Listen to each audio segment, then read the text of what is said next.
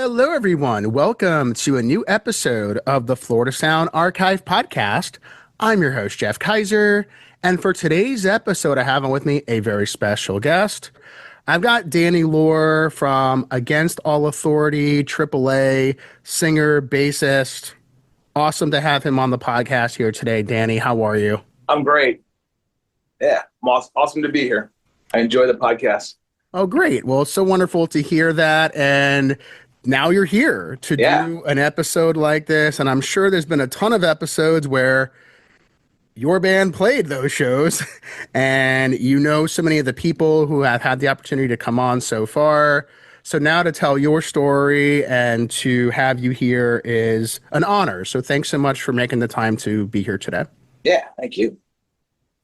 So I want to just quickly talk about things going on right now before we get into a trip that we'll take in the past. So thinking about just how things are going right now, Against All Authority got back together and you all have been playing a ton of shows. So how's that been for you getting back out there with a band that's so loved by so many people? Oh, it's been great. I mean, kind of like thought people just kind of forgot about us for years, like I just kind of checked out on it, and got some people just started contacting me and, what the hell are you doing, man? Get out and play some shows. And, but I was raising a kid. I had a kid, Strummer, and, now he's older. So I'm having a good time with that because now I get to actually been taking him along with me on some of these shows when we fly out. But we're doing mostly like fly out dates and festivals. And, we just came back. We played a show in DC and then we did Camp Punksylvania in Pennsylvania. But, usually it's just every other month we fly out somewhere and we play some shows and come back. So it's just for fun.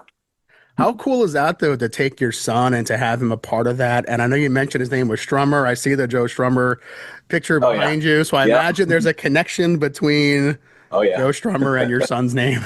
Yeah, for sure.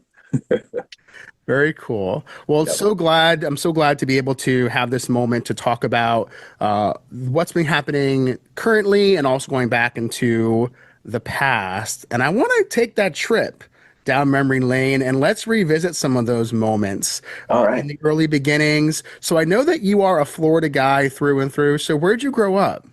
So I was born in Miami, Jackson Memorial. My father actually owned a business where he built houseboats, floating homes.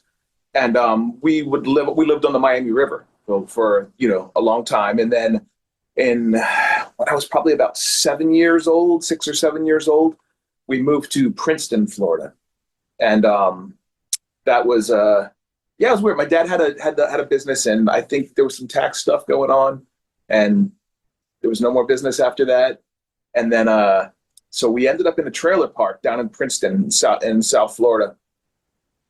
Interesting. So you grew up down in that part of Miami-Dade, which at the time was just Dade County, right? Right. So where'd you go to school in terms of your middle school and high school?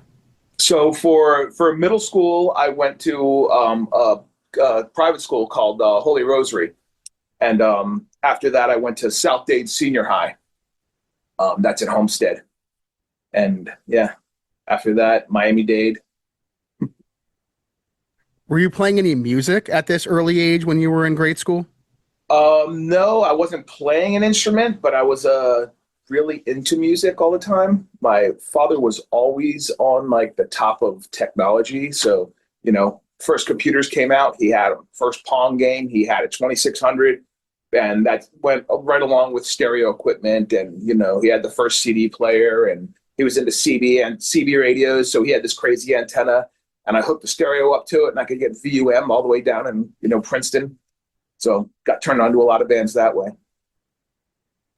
That's very cool. You had grown up with that type of equipment in the house. So what were your parents listening to at that time that you were also hearing in that process? So my mom was just listening mostly to like what was on the radio, like a lot of Carly Simon. I can remember being in the car and her singing along to. My dad was mainly like Frank Sinatra, Dean Martin, like that stuff. He grew up in Philadelphia. He was like from the old, Greaser Times and stuff. And he was really into that. But we always had 8 tracks. We had a Pioneer system in the house. And Kenny Rogers. I remember we had a Kenny Rogers. We had this Saturday Night Fever, Grease, some just stuff like that, Kiss. Right. Nice. Yeah. So, so did you have any siblings, or do you have siblings? I have a sister. Yeah. Then I have a half sister and two half brothers as well. But they were older than us. They didn't grow up, but they lived in Philadelphia Okay, from my dad's previous marriage. gotcha. But I have So, a sister that's 1 year older than me, and she kind of helped me get into punk rock. oh, really? Yeah. So your sister has something to do with that. So what were some of the bands she was listening to that helped influence you a little bit? Um, well, we kind of met. There was someone that moved to from Alabama of all places, and then another, and his name was Billy Bash, and he came to school and he had a mohawk, and then this other girl named Nikki moved from San Francisco and she came and she had a mohawk too, and my sister kind of gravitated towards them, so I kind of knew them, but they were always Nikki from San Francisco had like what was that? Let Them Eat Jelly Beans. She led that to my sister and fell in love with like all the music on there, and it was from there it kind of took off. Okay. Yeah, that was probably 1984, 85. So as you're growing up, right, and you are getting a little older in your teens, did your musical tastes expand as you were making new friends and getting a chance to just hang out with different people? Did that have Yeah, a part in it? definitely. I found it mostly. I think I found punk rock mostly through skateboarding. I was really big into skateboarding with my friends, and we were just listening to like the Ventures and the Beach Boys of all things. Like I just remember I had some friends at school, and they were like, "Hey, after school we're gonna go to my friend's house and throw the frisbee around or something. You want to come?" And I'm like, "Yeah, sure." And I went over there, and they pulled out a boombox, and I'm like, "Oh, cool! We're gonna listen to some Run DMC or some Houdini or something." And they put on the Beach Boys, and I was like, "The Beach Boys? Like, what are you kidding me? Like, what is this?" And they were all like, "What? You don't like the Beach Boys?" And I was like, "Oh shit, maybe I should like the Beach Boys." Like, I don't know. I never really gave them a chance. So the next thing I know, I had like all the Beach Boys albums. I loved the Beach Boys, and I saw that movie, the Endless Summer. I don't know if you've ever seen that, but yeah. So I watched that, and I just fell in love with the idea of like that whole culture. And I used to go surfing all the time down on South Beach, and got just skateboarding was just way easier. So I got really into skateboarding. And when that guy from Alabama moved in, Billy Bash, he was trying to get me into punk.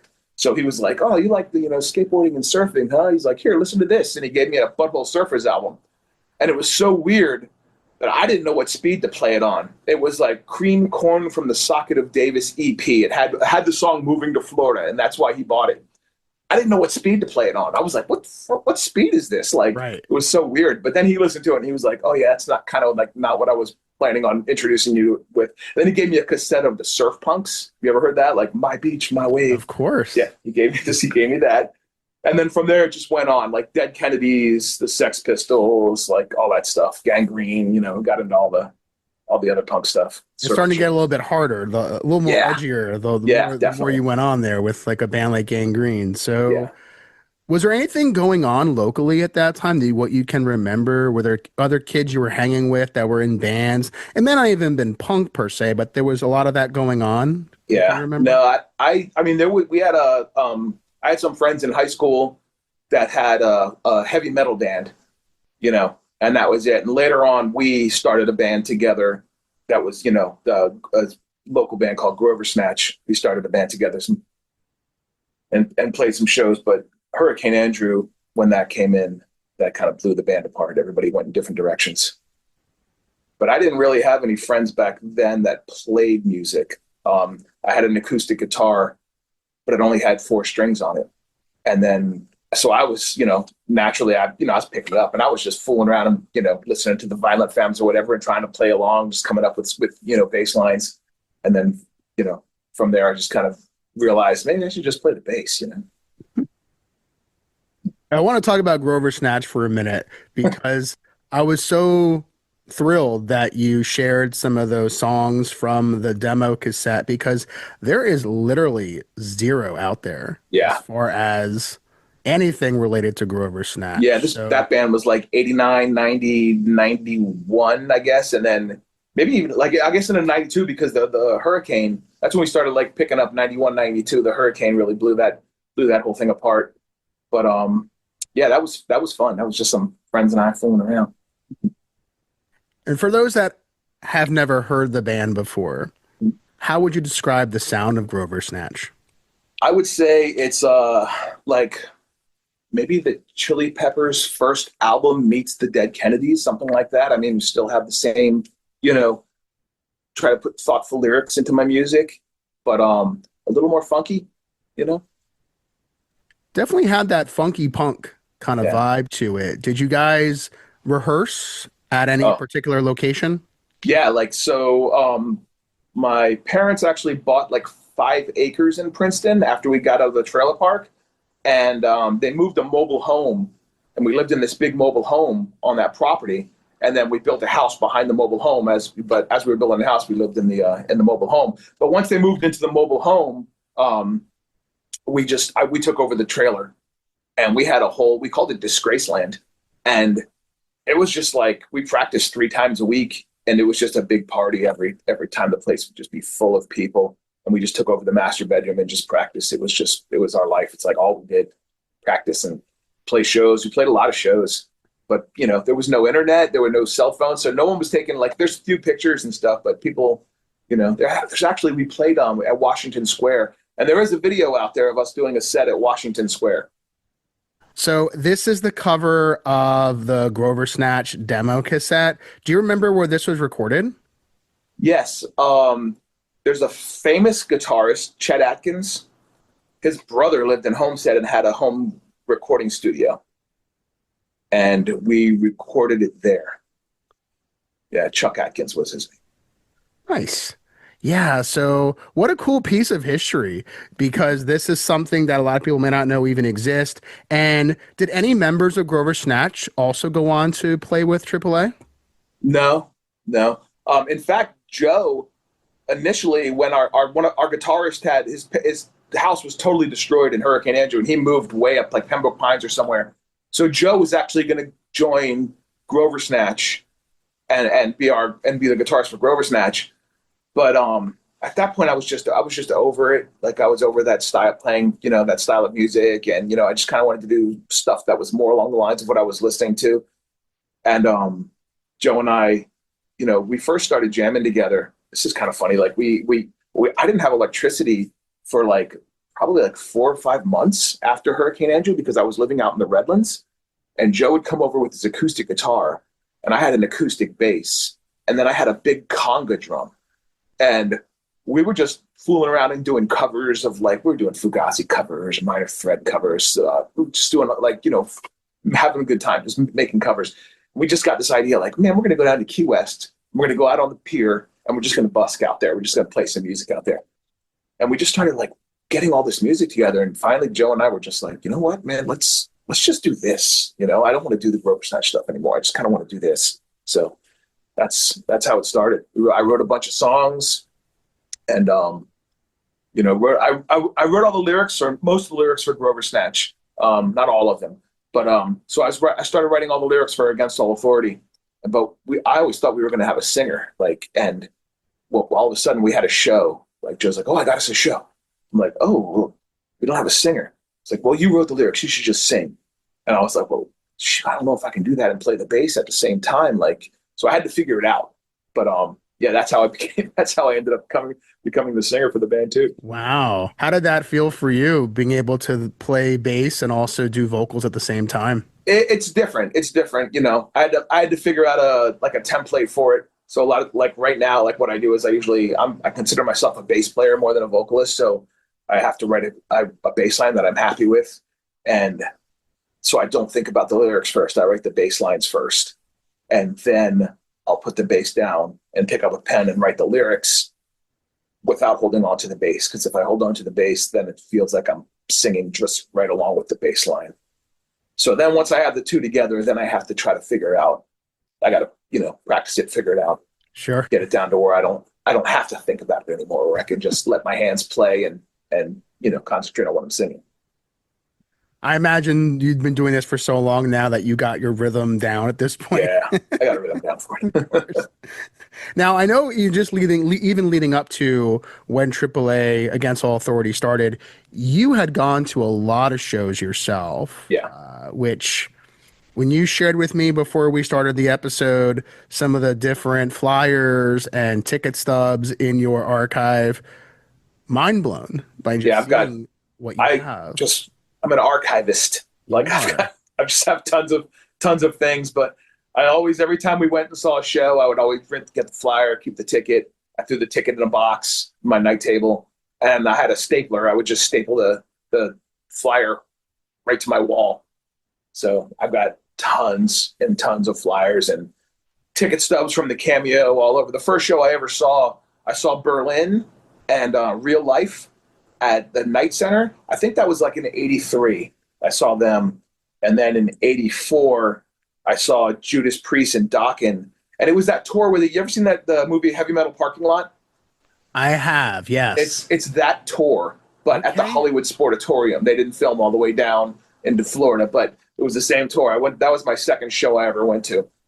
So it sounds like your tastes were kind of diverse, going from like a new wave to heavy metal. So did you find that you were into a lot of different things at that time? Yeah, I went through all kinds of stuff. Just with that, first it was like the new wave stuff I really liked, and then I got into, everybody started listening to rap, and so I was listening to that, but it was like really early stuff. I really liked like the Grandmaster Flash, Grandmaster Melly Mel, Houdini, stuff like that, like the early stuff. And what really drew me to it was like, they were really talking about these social issues that, people like Huey Lewis just weren't singing about, So it kind of like drew me to that. And I listened to some of that for a while. And that's when I kind of ended up going more towards, like, I started spending a lot of time on my skateboard, listening to the Beach Boys. And then from there, right into punk. Were you drawn to more punk bands that were talking about more social issues like that? Yeah, definitely. I think the Dead Kennedys was the first band I really fell in love with. And they were the first band that really challenged me to think. It's like I have teachers and parents and stuff, but no one ever really challenged me to think for myself, especially going to a private school, like, it was a Catholic school. So I had to wear a uniform. You had to have your hair cut a certain way. It was, stand in line according to height. You sit alphabetically. It was really, really weird. So I think maybe that was one of the reasons what drew me to punk too, because when I got into high school, I was like, man, I'm throwing off this uniform and I'm going to do something crazy with my hair. I'm going to put on some combat boots, It's just something totally different. Sure. So how would you describe your image back then? How did you look and what was your attitude like? Everything for me really centered around skateboarding. We spent I met all of my best friends on skateboards. I even met Joe, our guitarist, and I had actually heard that there was someone that had a ramp, and we went over to the house. There was nobody there, so we jumped the gate. We went in the backyard and started skating. And then he came home and he's like, "What are you doing?" And we're like, "We're skating," And then ever since then, we became friends. So I bombed his backyard, but yeah, I met the woman that I married. I've known since I was maybe 16, 17. But she used to work the door at the Cameo, and she came to a skate jam one day where we were all skating and hung out, and just went to a lot of shows together. And it was a tight scene. It was a really tight scene back then. I'm going to share a picture of right here of you skating. Where was this at? Where was this at? That's my friend Lawrence's ramp out in Homestead in the Redlands. Yeah. Very cool. Do you remember any serious injuries you ever got when you were skating? Um, Not really from skating. I mean, we were always banged up, but nothing really crazy. I mean, I'm feeling it now. I'll tell you that. I mean, you were skating for a number of years. When was the last time you skated? Yesterday. Okay. So Now I just roll around my block on soft wheels though. Like I really don't, I'm not trying to throw myself down any stairs or do anything like that. I just like the feeling of rolling and cruising around now. Well, that's good to hear I take you. my dog out every day. What about your son? Is he into skateboarding too? He's got a skateboard. We go out every once in a while, but he's got his own thing going on. He's been playing the drums and he plays the guitar and the bass. He's got a band. And so, Oh, wow. Okay. yeah, I try not to push him into anything, because you just Sure. rebel against whatever your parents want you to do. So, Right.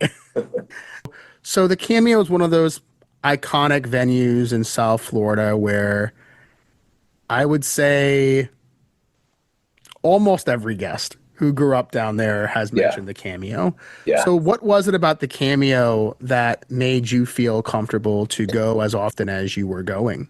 Man, I didn't feel comfortable going there. It was a dangerous place. Like I remember like every time going there, we would park in the parking lot down the street and just walking up, you would just get butterflies in your stomach. Like, what's going to happen? Like, what's going to go on? How many fights are there going to be? Like, it was very exciting. It was really cool, but there was just something about that place. Like, I mean, I feel so lucky that I got to grow up in that time and to really, my formative years of who I became. I went to my first show ever. I saw the Bad Brains. I didn't even know who the Bad Brains were. I just knew it was a punk show. So I went there and they started off the set with a backflip and landed and started singing the lyrics. And I was just, what is this? Like, this is the best thing. So I was just taken aback, but there's just something about like the stars aligned, man. And when my friends and I, when we were young, it's like these bands, I saw so many bands there, like every weekend. I can't believe that all these bands would come down there, like back then, but it was every weekend. I mean, it's crazy. Like all the shows that we went to. And so I just feel so lucky now that I was able to be a part of that. Yeah, you really did see a lot of great bands. I'm going to share a couple of the flyers here from some of those shows, and this one being one, 7 Seconds at the Yep. Cameo, who on the opening slot is Agony in the Garden and Foie. Agony Wow. in the Garden were a bit of like a goth punk Yep. band, and Foie, I've had a lot of people on who've mentioned Foie in their story too. So Yeah. what Fall was was one of our big local hardcore bands. I mean, they're still playing shows, they but are? yeah, I loved Fall. Yeah. So how would you describe that show to someone who wasn't there? Oh man, that was like it was positive. I mean, this the stuff that Kevin was saying on stage and just the music, it's like I was still relatively new, to punk rock and going to shows. And these were like my formative years. And I was just so happy. Like years later, like we got to tour with 7 Seconds. So that was like something that stood out for me. Like I was like, man, like these are one of the bands that I like grew up listening to. And then the very last show we played together, we played in at the Troubadour in LA. And before they were playing, like Steve Youth started playing "I'll Fall Down" on the bass, and he was like, "That's my favorite bass player." And I was just like, "What?" Like that's it was great. That is pretty surreal, to Yeah. have those moments like that. And to think about you at that age. How old were you when you saw 7 Seconds at the Cameo? 16. Okay. So still a kid, right? So Yeah. you may have just gotten your driver's license perhaps. Yeah. So Mhm. to think about that moment and then you fast forward all those years later and you get a chance to play with one of those bands like Yeah. 7 Seconds. I mean, total full circle moment. Full circle. So there's Same a thing with GBH. I saw GBH back then and ended up touring with them too. And, wow. some fun times. I want to share another flyer here from a show that you saw with the Descendants. Oh yeah. So that was part of the Cameo News. There were you would sign up and they would send you once a month. That's like folded in half. It was like an 11 by 17 paper. And it would have like on the other side of it, there's another picture of this too. It says it's another Cameo News shot. But the other side of this, when it folds up, there's like a little description of like the bands that had played the month before and the bands that were coming for this month. But yeah, Descendants, Henry Rollins, Murphy's Law, and it's cool.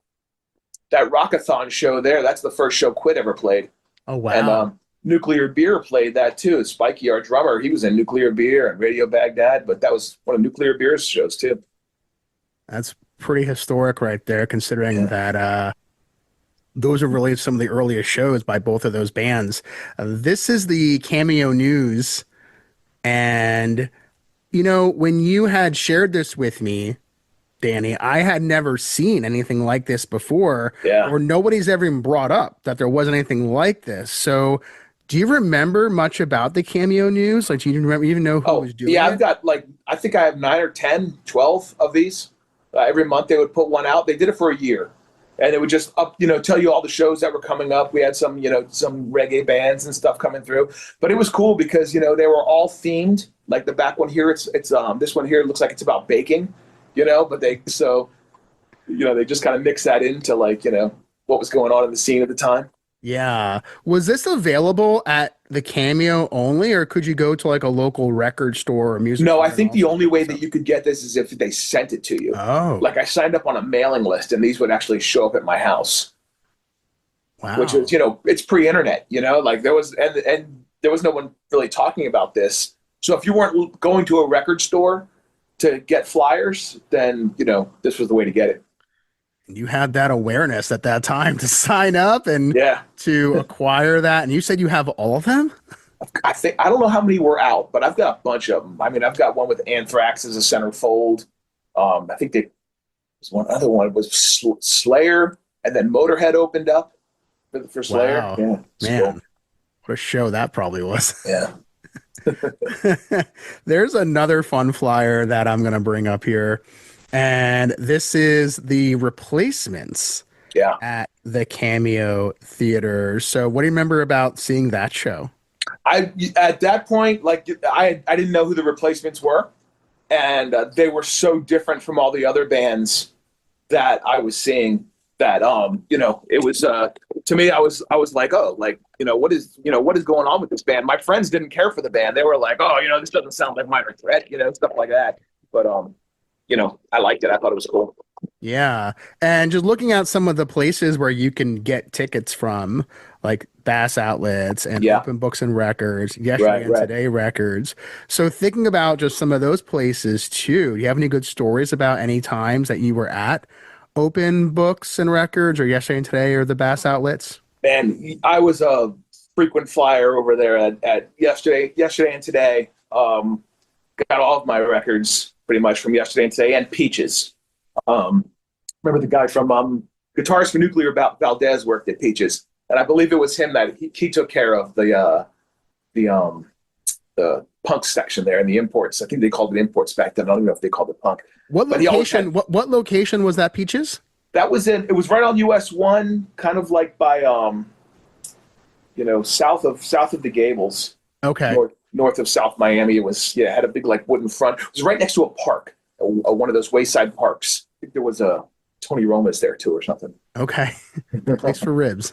Yeah. So, yeah. And just speaking about Yesterday and Today Records, I'm going to also just bring up here ad for Yesterday and Today Records. So talk about this for a little bit there. As I know you mentioned before we started recording that you all did an early show with AAA at. Yeah. So this was one of the when they moved, they had a grand opening, the new spot, and we actually played a show there, and it was great. It was cool. It was a small spot, but the kids turned out and overflowed out into the parking lot and out into the street. It was a really cool show, but that was those are good times, man. There was right down the road from Yesterday and Today. There was also a place called White Rabbit where you could go and get all your patches and punk rings and stuff like that. But Yesterday and Today, man, I still have a soft spot for Yesterday and Today. They've turned me on to so many things. I became friends with Rich and all the people that work there. Dan worked from Cavity, worked there for a while, and Chris and Star Punch Records And as far as AAA getting started against all authority, thinking about those early beginnings of the band and when you all first started, how did you even figure out the name that you wanted to go with for this band? Oh, okay. So that's kind of cool. I had when I was like 14, 15, I had a girlfriend. I remember we saw, there was a movie theater called the Riviera. That was kind of over by Peaches. And we went and we saw Sid and Nancy there. But she was always passing me notes between classes. We were in school together. And on one of the notes, she had put a big anarchy sign and then wrote, like, just with one A, she wrote against all authority on that note. And I took it and I hung it on my wall in my bedroom. And then it was just mixed in with the flyers for all those years. And I always thought it was a cool, like, how she did the A. And then Joe and I were at, we had a friend that worked at Kinko's. And I used to get all of my stuff, like I had a record label for a while, and all the covers, everything, we just got printed right there at Kinko's. He would hook us up. And I just came up with the logo on my own, Yeah. It's a great logo and a great name, and it looks great on a patch. So that was the first time I ever even heard of you guys. Before I even heard your music, I want to say it was in early high school. I saw a kid with a AAA patch. Yeah. With other bands that you would typically see of that time, like Operation Ivy and that type stuff, and didn't know who AAA was, and I just would have assumed that they were a California band of some kind. So was there an influence at all of bands like that were from out west in California? We really liked Operation Ivy, and I remember making a mixtape one time of The Clash, but I just put every song on it that had like a ska or reggae feel on it. Like I just really liked that upbeat. And I did a lot of searching trying to find bands that had a similar sound, and I could never really find anything, for Operation that sound kind of close to like Operation Ivy. Right.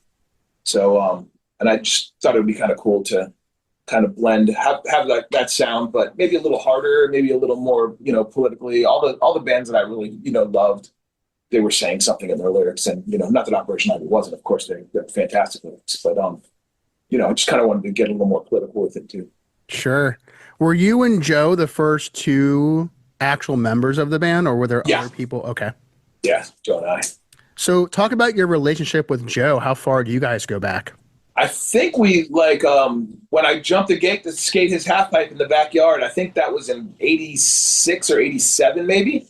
With my friend Billy Justice, we just, jumped this, and I kind of, when I saw him, I think I recognized him, just from like skating around the area. There was a couple places that were hot spots for skating, which was the public library in Cutler Ridge was a spot, and then we had a place called the Bank to Wall, and this place called Heaven Banks, or we called it the Graveyard.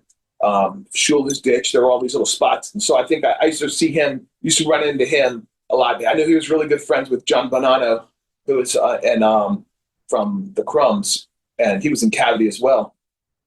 And I would see them all together. John Bonanno taught Joe how to play guitar. In fact, that reminds me of something. So before Cavity was around, they called themselves Crawl. The first, and John Bonanno was playing guitar for Crawl, and we played Grover Snatch and Crawl played a show together in a place called the Blue Marlin. Wow, that's history right there. So I don't think even Dan mentioned that story. So and Crawl got kicked out of the club. They played like two songs, and the guy that owned the club just freaked out. He was like, "What is this noise?" and kicked them off the stage. Did you guys get to play a longer set?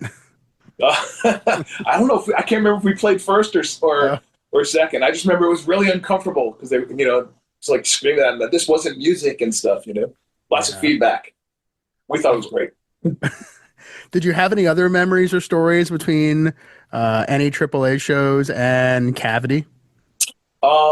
Okay, so the very first time that we played out of town, the Cavity was supposed to be playing at the Blue Chair in Ybor City with the Parasites, and they couldn't do it for some reason. So he just asked us, if we wanted to play the show instead, and called the promoter. The promoter was like, "Yeah, bring them up. We'll do their show." So we drove all the way up there and played the show. We had to take two cars. I had a Volkswagen van at the time, so we put all the gear in that, and then our trumpet player took his mom's station wagon, and we drove all the way to Tampa. And we played a show, and it was great. It was a really cool show. They had a big shelf in the back over the records, like it was kind of built into the wall, and it was really tight space. So we played on the floor, but we had three horn players, or maybe just two at the time. I think it was three horn players. They all stood up on the shelf behind us over the drums, which was kind of cool. So that was like a really cool show. But the funny thing is like I remember after the show, the promoter said he couldn't pay us any money, and like gas money or anything to get back. But he said that he worked at a bakery, and he had a bunch of day-old bagels. So that he was going to give to the homeless shelter, but he just gave them to us instead. So he gave us a garbage bag full of like these stale like day-old bakeries. That was our first like out-of-town payment. You know? Wow. We just had I remember going home on Alligator Alley, and we had the two cars, and we were just having bagel wars between the two cars. That's crazy. So your first gig at the Blue Chair, you get paid in stale bagels? Stale bagels. It's not something you hear all the time. No. Wow. That's crazy. So that's a fun cavity story. Yeah. And yeah. So were you and Joe, did you all go to a lot of shows at the Cameo together too? No, Joe never went to any of the shows at Cameo. He was a little younger. And he didn't, like his crowd just kind of like were more into like skateboarding and stuff like that. They weren't actually going out to shows. I had a car. Yeah, I bought a car when I was 15 before I started a job working when I was 13. So by the time I was 15, I already had a car. I was ready to go. So, yeah, he didn't go to any of the shows at Cameo. But he actually I think he saw Star Wars or The Empire. He used to live right across the street from Cameo, and he saw like some movie there. I don't know what it was, Raiders of the Lost Ark or something when he was a kid. So Back when they were still showing movies. yeah. So what other venues that you can remember seeing shows at come to mind? So there was a Lincoln Road Mall was a place that had shows, and then there was a Club Q. There was a few around, but we really kind of like everything was in the beginning was really centered around Cameo, and then somebody got injured, and there was some kind of insurance thing. I'm not sure exactly what happened, but they stopped having shows there, and we saw some shows at Lincoln Road Mall, and just like around the beach here and there. But things got there was a dry spell for a while for shows. I remember Rabbi and I think Evan was involved too. They would put on shows at the Def Club. I think that was on. That was in Pompano. Yeah, yeah. It was the Def Club, and that was great. Like I remember going to shows there, and Rabbi was always a fixture in the scene. Rabbi and Evan from Foix, and I remember I kind of looked up to them because it seemed like they were always doing something scene related, and kind of realized like, punk's not just about going to the show and listening to the music. You have to actually be involved if you be involved in the scene a little bit, and that even makes it more fun. So, but yeah, we went to the Def Club, saw a few shows there. Token Entry played at the Def Club, but he put on a show one time. It was like Rugged Edge and Foix and all these cool bands, all these great local bands. That was I remember I got jumped outside. Like we pulled up, and there were some metalheads were pulled up in a car, and they were yelling at these kids, and then they peeled off, and we went over to the kids and we said, hey, if they come back, we'll help you, but we probably you shouldn't be sitting out here drinking beer or whatever they were doing, if they're, because they said they were coming back, and the next thing you know, they came back with like 3 cars, and they all jumped out and jumped us. Jeez. And yeah, that was the show right there. That was the show. Great lineup of bands. You had a couple bands from Palm Beach, like Raging Pussbags and the Roids. The F Boys. Yeah, man. That's a great show. Yeah. So just a great lineup of bands. And did you see any of these other bands play? I know you mentioned Foix. Yeah. But some of the other bands on here, was this the first time you had seen some of these bands, or had you seen No, them Rugged before? Edge played at the Cameo all the time. I'd seen the F Boys around and the Roids. They played all the time at the Cameo too. Lots of shows. I think opening up for AOD and just tons of bands. Like tons of shows that the Roids were at. Foix especially. Yeah. How would you describe the crowd vibe at some of these shows, the pits and that sort of thing? Um, Violent, you know, but as it progressed and the shows got bigger, it got violent. At first, it really wasn't. Like when I first started going to the Cameo, it was a movie theater, so there were seats that went almost all the way up to the front of the stage. They probably pulled out like maybe 4, 5 rows, so it was like a little narrow thing. And we'd slam in there, and there wasn't really a circle pit. It was just kind of like back and forth slamming. And then they ended up ripping out seats all the way to the back, and then people started getting a little crazy. But like when it got around 88, 80, around those shows, Agnostic Front shows, I remember Warzone, like a lot of those shows, those were like super violent.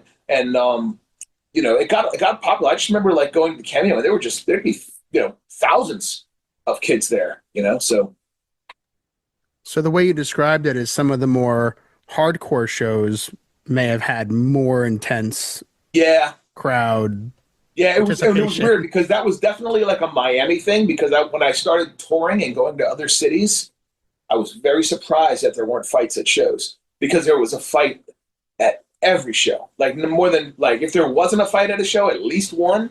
Like you were like, oh wow, there wasn't any fights. There was always like fights at the shows. So it was just something I thought was part of the show. Like I expected it. Like something that was going to happen. I want to share a picture, and I want you to just kind of help. Is this around the time that you were going to some of those shows too, when you had your amazing mohawk there? Yeah. That's I think that exploited shirt's the tour shirt from '87 or '88. Definitely got that at the Cameo. Yeah. What was that show like, considering that people who Man, typically would go to an exploited show, they had their fans that were quite loyal. yeah. So I would say I got yeah. I saw them at the Cameo. I think the very first time I ever smoked weed, I was it was at Exploited at show at the Cameo, and I was hanging out by the side of the stage, and I just noticed that people that were walking backstage would pick up their hand and show the back of the hand to the bouncer, and he would just wave them through. And I was like, oh, what's on their hand? And I looked, and it was like an X with a circle. So I went and asked for a Sharpie. My girlfriend worked the counter at the Cameo, so I went and I did that, and I just walked by, and I just pretended like I know what I was doing. I showed him my thing, and he waved me on through, and I went to the back, and it's like as soon as I walked into the back, the bass player for the Exploited had a big mohawk too, and I remember I walked up the stairs, and he looked at me, and he looked at my hair, and then he handed me a joint, and I was like, oh, okay, and I and I hit the joint. That was the first time I ever did that. And then I saw them like a couple of years later when Cameo wasn't doing shows. Can't remember the name. It was Club New, maybe they played a show at. I can't remember exactly where it was. It was kind of closer to the Fontainebleau Hotel. Yeah. But I saw him there, and yeah, that was great. I remember he passed me the mic. I got to sing Sex and Violence, Nice. only lyrics I could understand. So you mentioned that you had your first puff of a joint, and there was one show that you had gone to where there were a lot of bands who were straight edge, and this was at the Haven Center. Was Oh that yeah, was that like a community center of some kind? it was. Yeah, it was for. I believe it was for troubled kids. Someone in one of the bands there, his father was the director, I believe, of it. But yeah, that's man, that was a legendary show because that's in Kendall, and yeah, like but Powerhouse was a big. I mean, I loved all that stuff, man. Powerhouse and saw Youth of Today at Cameo, and it was great. But this show in particular, like I can remember just how hot it was being there, and man, it was fun. It's cool. You Saw so remember many bands. you remember what year this show was, I roughly? would say that that's 88. Okay. Yeah.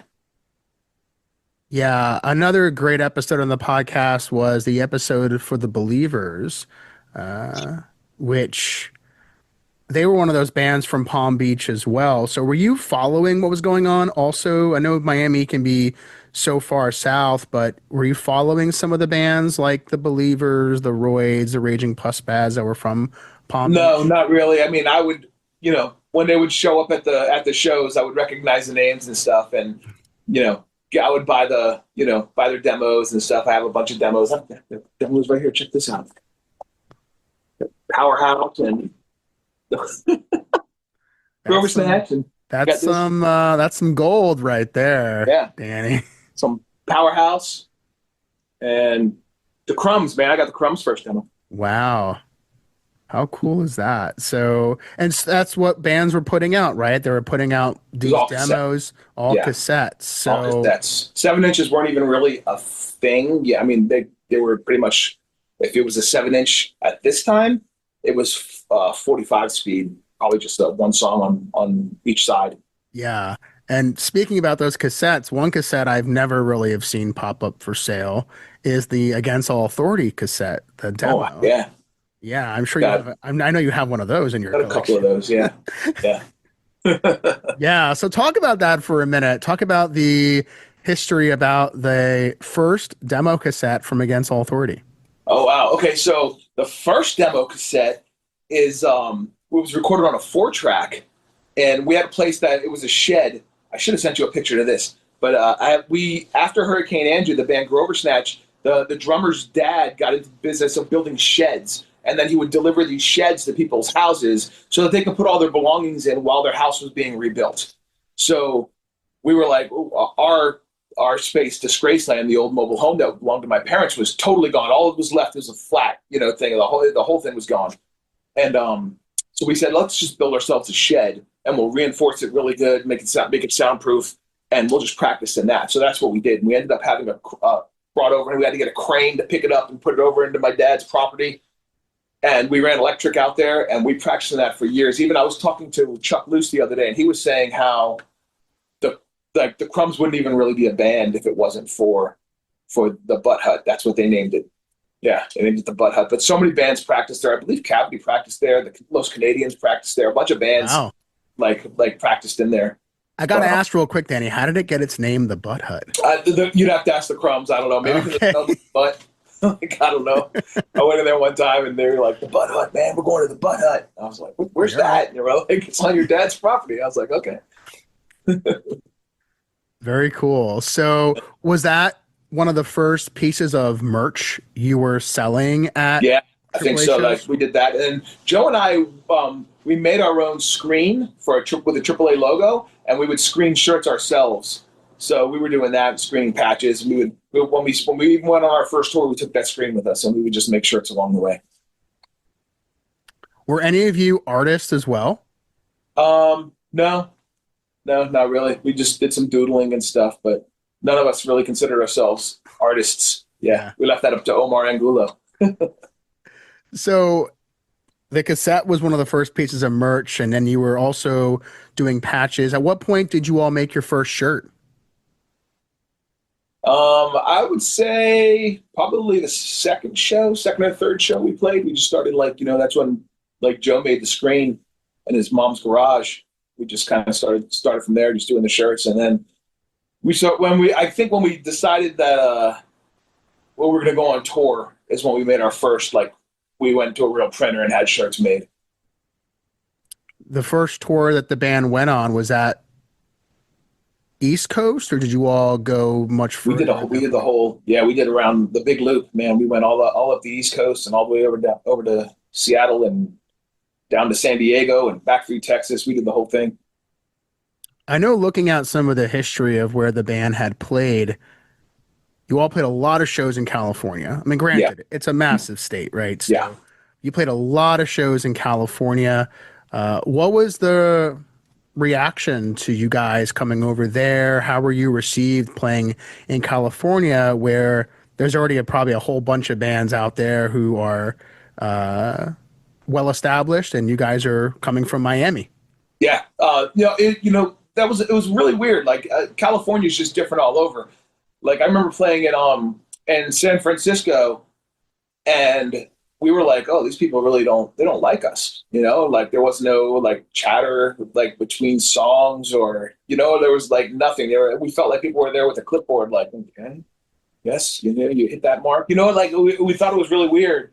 But then when we got off stage, everybody, people were like, "Man, that was great!" And we were like, "Oh, like we were just used to the energy of Miami, of just like the shows were crazy and people flying all over the place and jumping on stage, and it was just a little bit, it was a little different, and yeah, I guess it's just there were so many bands out there playing every night that they were a little jaded, maybe.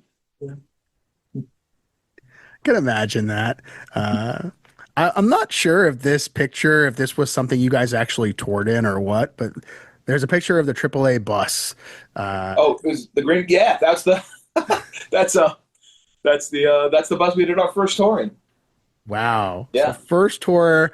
I mean, did you all have any issues with the bus on that tour? yeah. As you can tell, we are broken. We are broken down right outside of North Carolina. I think we're right outside of Asheville. We broke down, and the great thing is we had that's Tim Farout sitting on the bus there, and he's played trombone, and one of his best friends was a certified GM mechanic, and he offered to go on the road with us and be our driver and mechanic. And we're like, oh, I mean, we never would have been able to do this tour. His name was Brad Helton. His name is Brad Helton. But we never would have been able to do that tour without him. Like we bought that bus from a friend of mine who had to sell it because the city was fining them for having it. So we bought it, and then Brad just fixed it up. I mean, we got to I can't even tell you how many times that thing broke down. The brakes went out on us going up a mountain, and we had he had to take all the heads apart, the manifold off, take the heads off, put it with hand tools, put them in a shopping cart, walk 5 miles to a machine shop, have the heads resurfaced, put them all back on. It's like it was a thing. But that picture is kind of funny because we were, I had an acoustic bass and Joe had his guitar and he had a little, pig nose amp or something. And we were like, oh, let's just go outside here and get some fresh air. And we're on the side of the road playing right on the side of the highway, and people kept stopping to listen to music we're on the side of the road. And then we were out there for a good 8 hours, and then local places with pizza guy came by and he's like, hey man, I own this pizza place down the road. I was doing some deliveries. I see you guys have been out here all day, so I brought you some pizza. And then people brought us drinks. Wow. And people kept bringing us stuff, and we were like, man, this sounds great. I love this place. And then finally this guy shows up and he's like, hey, my buddy owns a bar and there's no band playing. You guys want to play? And we're like, yeah, I guess the whole town knew that we were stuck outside, right outside of town.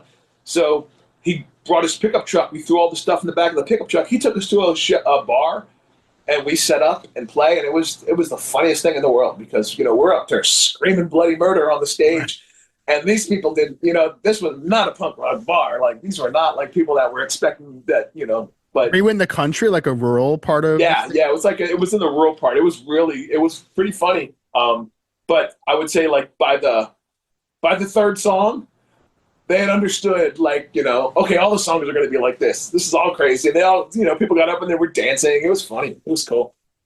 What a cool story. And I mean, yeah, nobody wants to be broken down in the middle of nowhere, but to have all those things happen to you guys. Yeah. Crazy. So was that the only tour that you had that bus? Oh yeah. Yeah. That was the only one. We ended up with, we donated that bus to the Miami Food Not Bombs, because it had a full kitchen in it. Oh wow! So was it repurposed for that tour? Yes. By you guys, or did you have someone help you do that? No. So I worked with a woman in down in Miami, and her husband was a carpenter and stuff, and they were going to make that into a camper. So they had already gutted it, and they made bunk beds, and they had all kinds of stuff in there, but they couldn't keep it. They were getting fined every week or every month for having it in their yard. Okay. So they, I was like, well, I've got this much money, and they were like, well, just take it. So, yeah. Well, it was tour ready for the most part. Yeah, so. Right. It was good. I mean, it had a microwave and a refrigerator and wow. Propane. It ran off propane. We got lucky with that. So kind of like an RV at the same time. Yeah, it was so. Yeah. Plenty of room for everybody to sleep. Sometimes we would climb onto the roof and sleep on the roof of it. Oh man. I know you mentioned Tim Farout was sitting on the bus, and he had his label, Farout Records, which I know you guys also had a connection with. So talk about Tim for a minute and just the importance of Farout.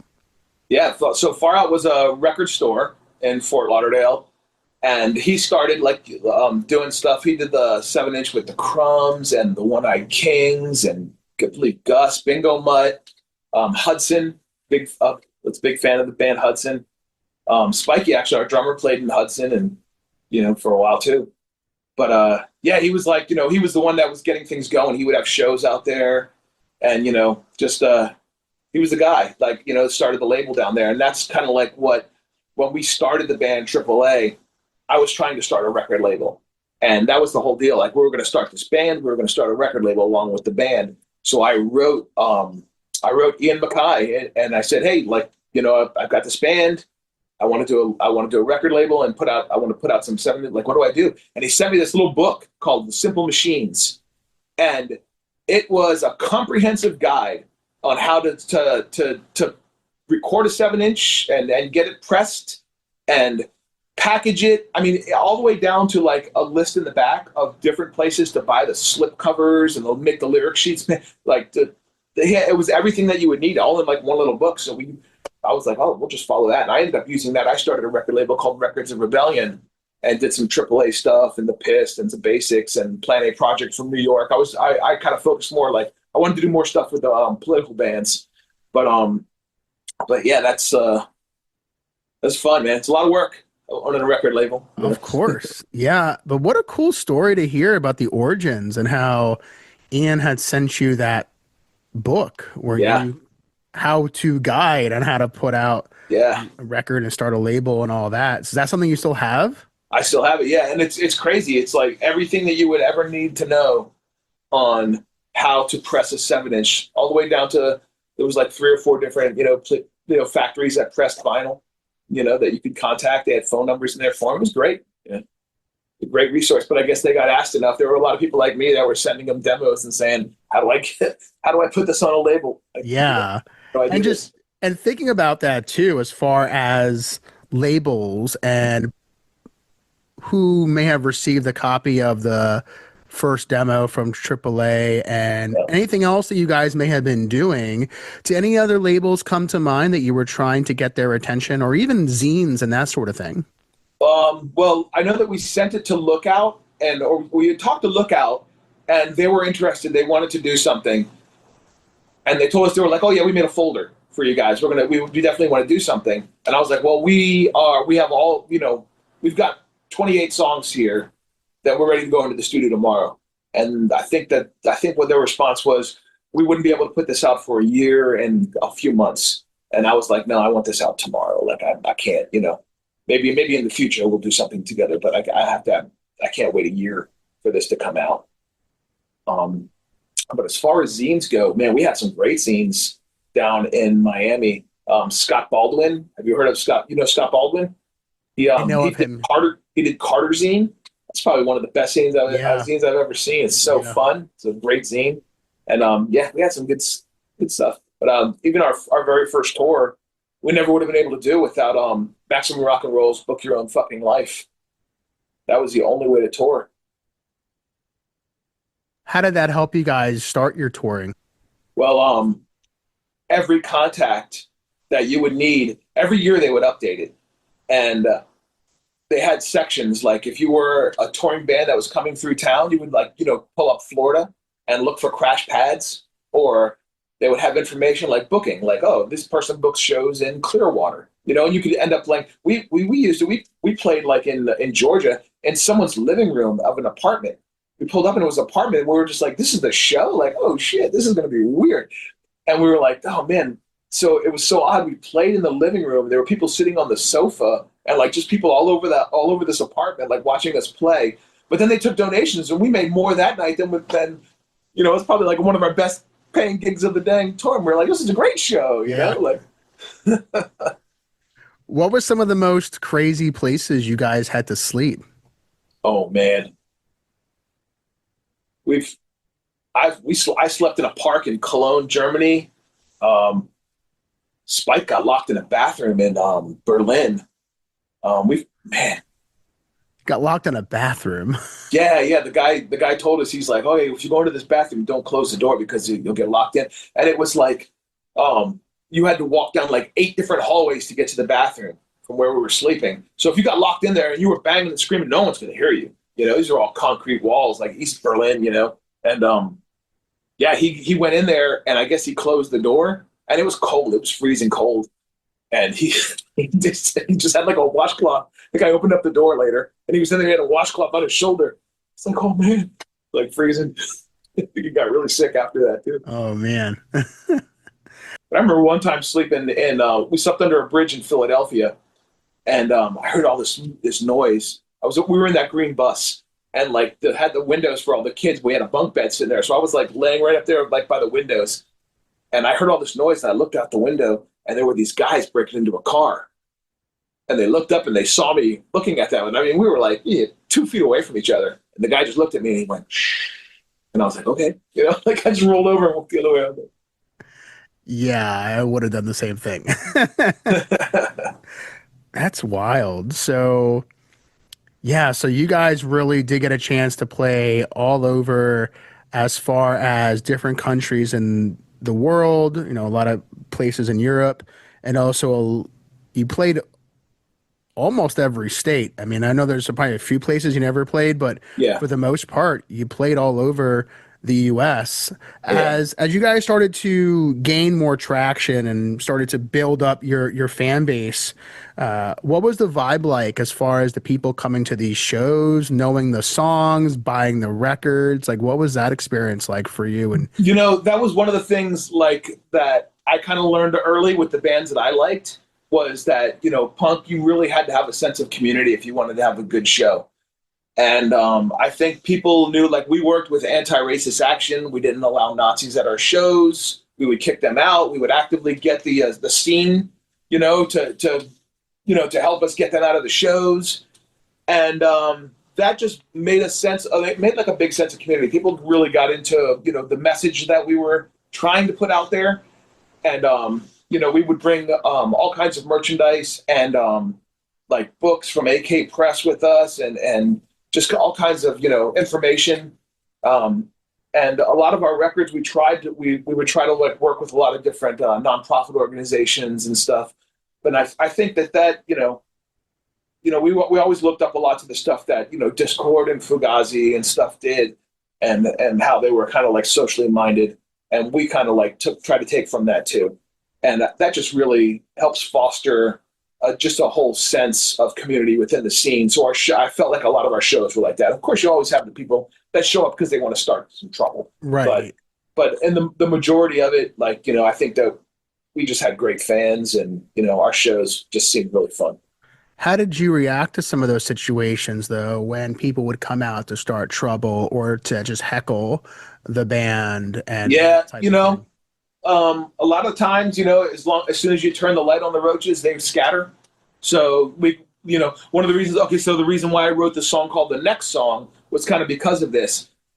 I started noticing, like, you know, there were the people that would come out to these shows, and they were the only reason that why they were there was to start a fight. That's what they wanted to do, and they would always pick on like the person that didn't look like they wanted to fight at all. They would always end up, you know, in a fight with that person that was just in the pit to have a good time. They were smiling and singing along. The next thing you know, they were getting trashed. They were getting beat on. And we would stop the show and call them out and get everybody to chant something, you know, fuck you, Nazi, if they were wearing a screwdriver shirt or whatever, you know, until we embarrassed them enough that they would leave.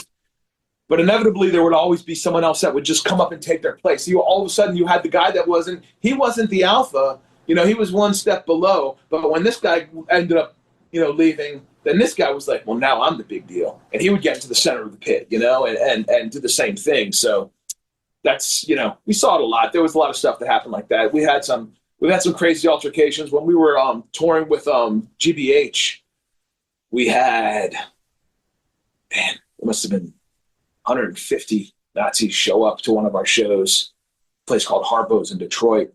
And the cops actually had to come and escort the bands out, you know, to the car. I mean, it was a bloodbath. It was the biggest fight I've ever seen in my life. Crazy.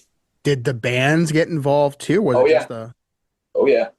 Yeah, I just remember there was an ocean of blood. GBH was ready. They, when we were playing, they were like, you know, it's surreal. It's weird.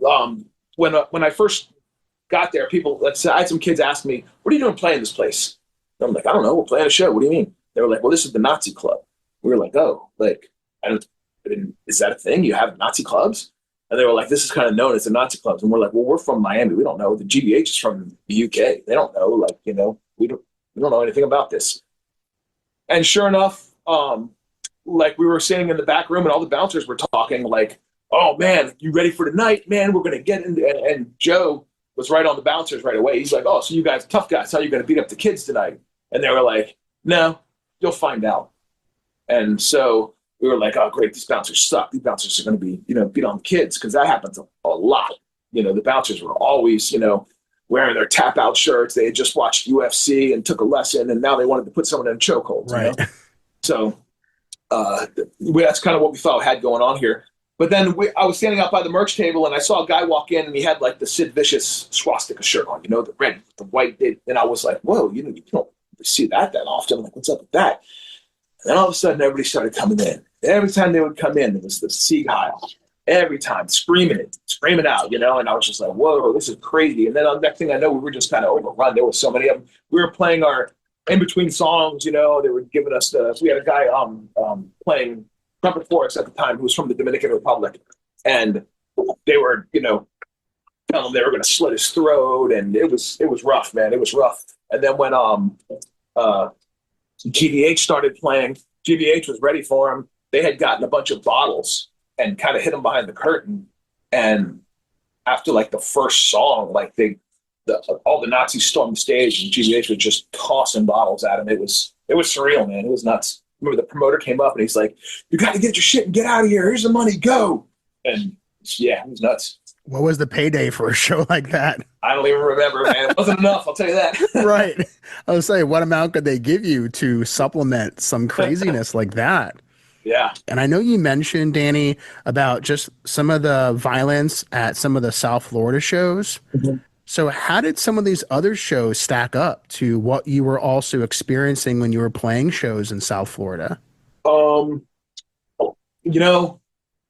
South Florida seemed like something totally different. I remember getting out of there and just realizing like, oh, other scenes really aren't like this. And you could go to shows where there weren't any fights or anything. So yeah, I would say that, in my opinion, just from the shows that I went to and the people that I hung out with, like we were just tired of it. We were tired of all the violence. That's, when pop punk came around, like, a different, crowd started coming in, when Green Day and stuff hit, a different crowd came in and things kind of mellowed out a little bit. But now, like that we're back playing shows, I don't think there's been one fight. I can't remember really seeing like one fight this whole entire time. Now people are there for the music and the message and to have a good time. Right. But, I'm not really seeing the boneheads that would come out, like they used to. Sure. Don't miss them at all. There's another place I want to just talk about too that hadn't come up yet in our conversation that you all played a lot of shows at early on. And I've heard some really positive things about Cheers. I didn't get a chance to go there as often as I would have liked to, considering it was kind of far from where I lived. But thinking about Cheers and the shows there, what are your memories of playing Cheers in that venue? So that Cheers was great. I became good friends with the owner, Gay. She was a famous jazz cellist that that had a bar. But the whole thing started with Cheers with what the Cameo had stopped having shows and shows just dried up. So Joe and I went down to the Kitchen Club. That's right on the corner of Grand and what was that? Bird and Grand? I don't know. Right with the Kitchen Club. And they used to play the Rocky Horror Picture Show there. I used to see the Rocky Horror Picture Show when I was younger. But we went there, and there was a guy named Aldo that owned it, and I wanted to do a matinee show, kind of like what they were doing at ABC No Rio and CBGB's. Like, let us do a Saturday or Sunday matinee show, and we'll get money for the door and we'll split it with you evenly. And they weren't open, so he was just like, "Oh, yeah, that's great. Like, you guys will just come in and give us half of whatever you make." And we were good with that. We just wanted the space. So we booked shows there for a couple of months at the Kitchen Club, and it exploded. Like the first show, there was probably 50 people. The next show, there was probably 200 people. And then all of a sudden, it was just, there were people spilling out because everybody was so hungry for shows. And the cool thing was that we weren't booking any touring acts or national acts. It was the Crumbs, the Belltones, Cavity, Against All Authority, Darvis Brown and the Smoke Asses, Smack, Los Canadians. It was just our friends. And we were just doing these shows. And it was a lot of work, man. We had to rent a PA and then set the PA up, do the sound. We're working the door. We're doing all this stuff. And then we're trying to play at the end of the night. It was a lot of work. And I remember when Gay started doing shows at Cheers, I went there and I was like, hey, we want to play a show. And she had said, like, I didn't think you guys would want to play here. And I was like, oh, really? Why? And she's like, well, I thought we were in competition, because you guys were doing the shows over here. And then I started doing shows. I was like, man, we don't want to. We're so glad you're doing shows. We don't want to do shows. Doing shows sucks, like trying to play in a band at the same time. So we ended up playing a lot of shows over there. But yeah, she was a wonderful person. It's a great picture. So who else is in this picture that we haven't talked about yet? So there's Joe, that's me, and Gay right next to me. That's Marcio, the drummer for the Crumbs. He also played drums for AAA for a while. And then that is Tony from Smack, right next to Marcio, and I can't remember his girlfriend's name. What year about was this? 96, 7? 96, 97? Yeah. Yeah. So you guys had done a ton of shows at Cheers, and I know you mentioned some of the bands, and I know there was a whole host of bands that were playing. It seemed like at Cheers there was a show going on Monday through Sunday. Yeah, they did lots of shows. They did lots of shows. And were there any touring bands that you guys had a chance to also play with at Cheers that are very memorable to you? I think we played with the Bouncing Souls there, and maybe Citizen Fish. I'm not sure. I have to go through my flyer archive. Yeah. See. I know I did see something with the Bouncing Souls. You guys had played with them. What are your memories of that show? Oh, just great guys, man. Those guys were super fun, super hospitable. Just, wanted to hang out, just be, it was cool. Every once in a while you run into a band that, you're kind of like, I don't know, maybe you're expecting like, oh man, this is going to be great. And then you're like, oh, I don't ever see them unless they're on stage. But, Bouncing Souls were different. They were cool. That's good to hear. There's another great picture too inside of Cheers. Got the horn section right out in front there. Oh yeah. And what are your memories of that picture? Oh man, I just remember it being hot. The walls would sweat in that place with all the people. How did you guys work out the arrangements for the horn section? So what I noticed after a while was a lot, like if you listen to like Destroys You, a lot of the horns, they're just playing the bass line and then maybe riffing off of that. So I started writing multiple bass lines, and I would like play something, and if they took it and they started playing that, then I would change the bass line to one of my other bass lines. But I think Joe had a lot to do with it in the beginning. Joe and our first trumpet player, Joey, Joe would play stuff on the guitar, like, do guitar leads. And then, so Joe always had really good ideas for horn lines and stuff.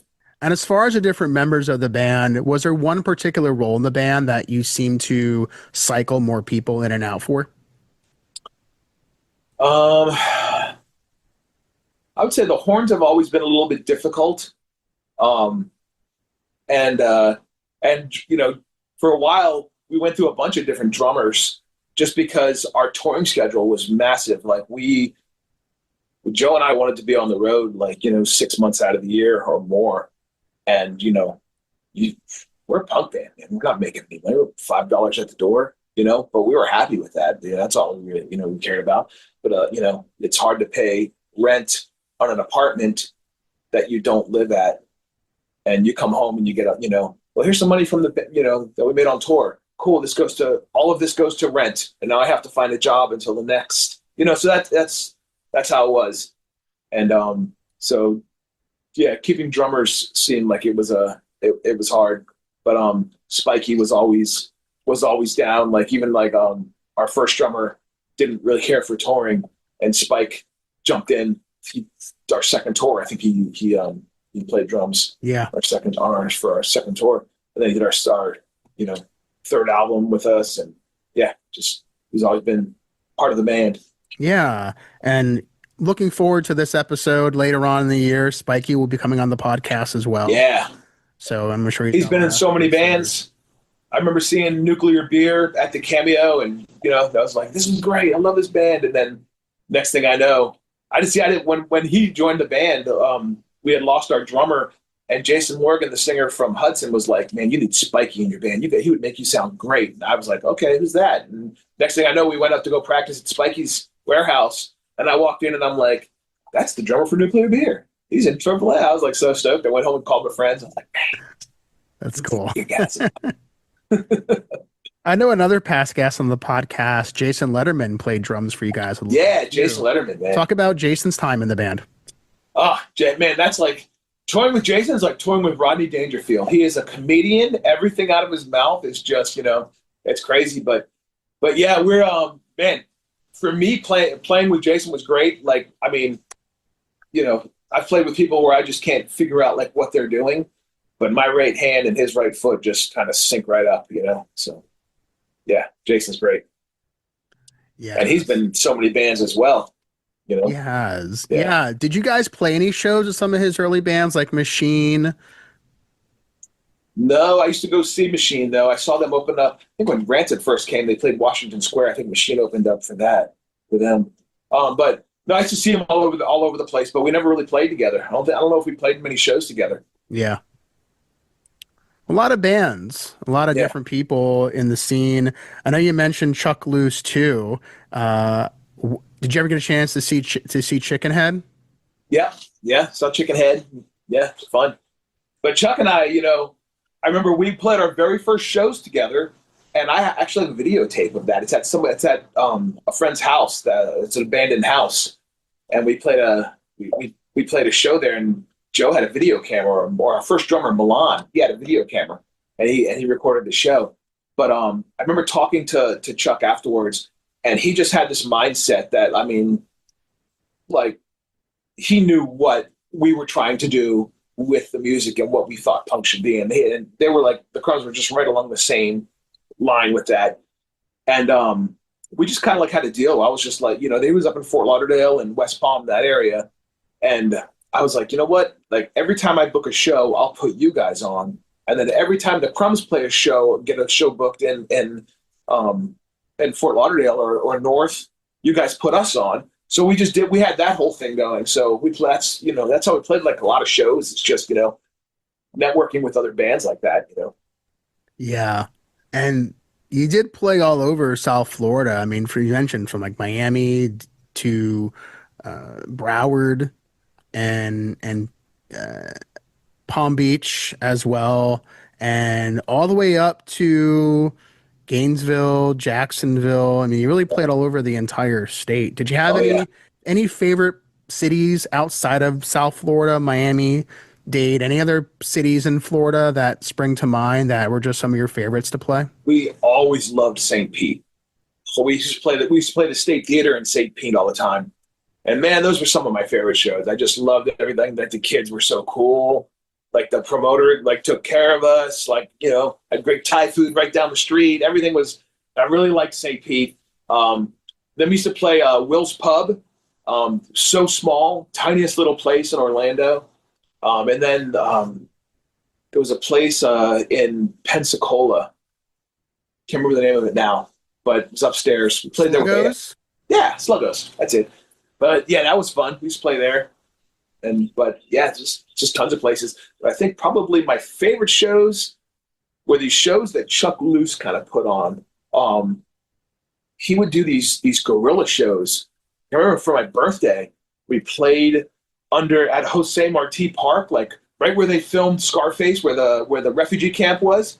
There's basketball courts there, and we just pulled up with my van and a generator, and he set up a PA, and he had made flyers, and all these people just showed up and made a circle around the basketball court, and we played a show, and then we just dipped, But I remember that was on May 20th. It was my birthday, and then we started doing the same things out in the Everglades. We would go to show up. We would make these flyers, and then go to these random boat ramps that were way out in the Everglades, where there was no. I mean, you're 10, 15 miles from anywhere, and set up a generator, set up a PA, and just start playing. And those got really popular. There were so many people.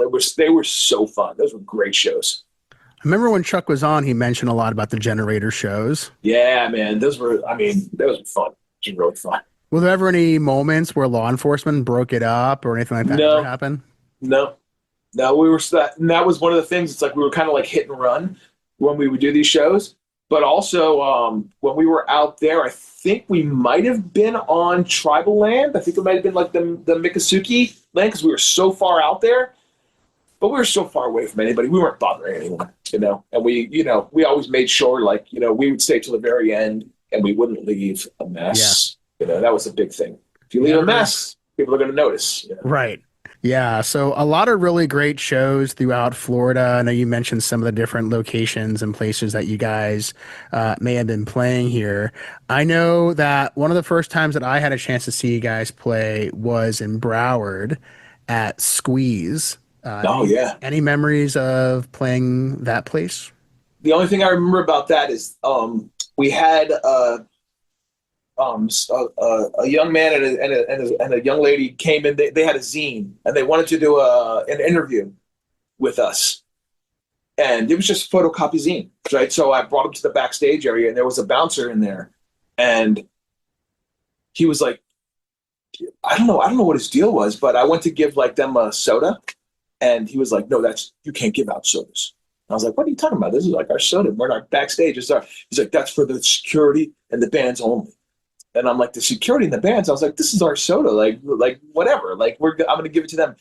And it was just, it became this big thing where I actually went outside and got locked out of the club because of, it got out of hand. And they didn't know that I was in the band or something. So I was supposed to be on stage, and I was just kind of standing outside. The promoter had to come out. He's like, what are you doing? I'm like, they won't let me in the club. They don't believe I'm in the band, So, but that's about the only thing I remember about that show. That's weird. Yeah. I think I blocked everything else out. I can understand. And I know that the bathrooms at Squeeze and also the bathrooms at Churchill's were some of the most memorable out of those different venues. Thinking about Churchill's, though, I think that's a good segue to get into Churchill's for a moment.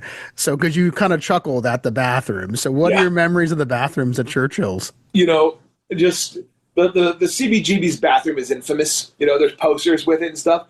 But Churchill's is, it's if it's not worse, it's right there with it. But I remember, but speaking of weird bathrooms, I got a funny story. We were playing at the Knitting Factory in New York City, and we heard that Gangrene was playing at CBGB's down the street.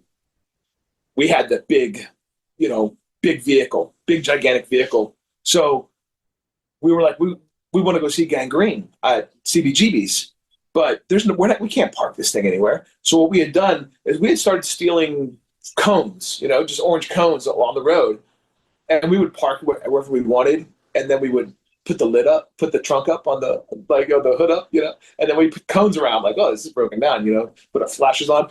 We parked that thing right in front of CBGB's, put the hood up, put cones around it, and then just walked inside and just left it out there. We were like, well, if it's gone when we come out, at least we got to see Gangrene. But, we came out and it was still there, it's just, they're broken down. What are you going to do? You're not going to tow this big vehicle. Right. So that became our thing. We just started carrying cones around with us and, park wherever we want, just put the hood up, put the hazards on.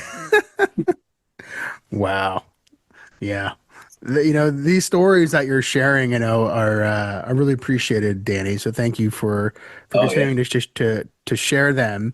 I'm going to bring up a picture going back to 1996 at Churchill's. Oh, wow. What are your memories of some of the different shows? Anything stand out as far as highlights? Because that is one of the most iconic, underground venues in Yeah. South Florida history. Definitely Churchill's. I think I was fooling around with some spray paint before that show and electrical tape, and I made that shirt. Against All Authority shirt. That might have been the very first Against All Authority shirt right there. Wow. Yeah. That's the one. Yeah. That's funny. Very cool. Yeah. So what was the crowds like at Churchill's? Oh man, they were great. They were never like packed in there, I don't remember ever really going to shows there. I saw Social Distortion there, and that was kind of packed. But usually, it was the same. It was the regulars, it was the punk scene. So I just felt like, when you go into Churchill's, you just kind of felt like you knew everybody. It was a safe space, And a lot of the songs you guys were playing, there was no shortage of music you all were releasing, from whether it was 7 inches, full length records. And I know some of the stuff you had worked with Jeremy Dubois. Oh yeah, worked a lot with Jeremy. Yeah, our very first. So the first demo that we did, I found it. I was looking at it the other day, and I realized that there was a show called The Facts of Life. The theme song for The Facts of Life, we recorded that on that 4-track demo thing. So we might have to put that out on a 7-inch at one point. I was going to say, that can't be available. I've never heard that one. No, yeah, it's ridiculous. But so we have that.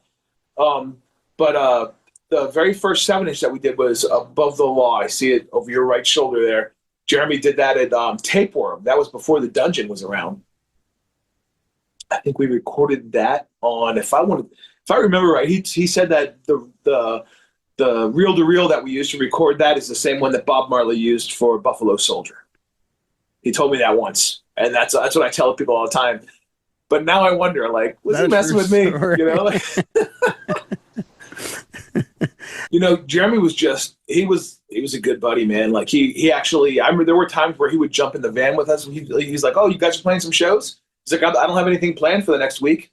You want me to come and do sound?" He would just jump in the van and be our sound guy. We would have the best sound ever, Usually you're just at the mercy of the club and, whatever bartender they have there or something, but we had an actual sound guy that would come out with us every once in a while. So that was fun. But yeah, Jeremy just became a good friend, so we tried to do a lot of recording with him. Excellent recordings. And I know one of the other early 7 inches too, you guys did a split with Less Than Jake. Gainesville, and became huge too, as far as, their sound. So what was it like getting a chance to have that early split with them? I know you've also done some recent stuff with Less Than Jake. Yeah. So our very first tour was we did the East Coast with Less Than Jake.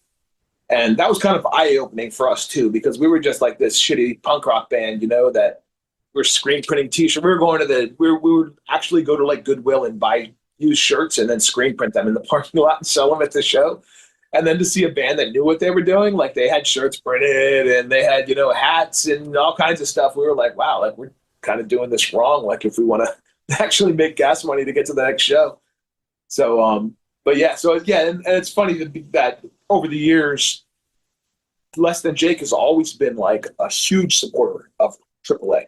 Like to this day, like Chris, like if I text him, if I need something, I know whatever I need, like Chris is there.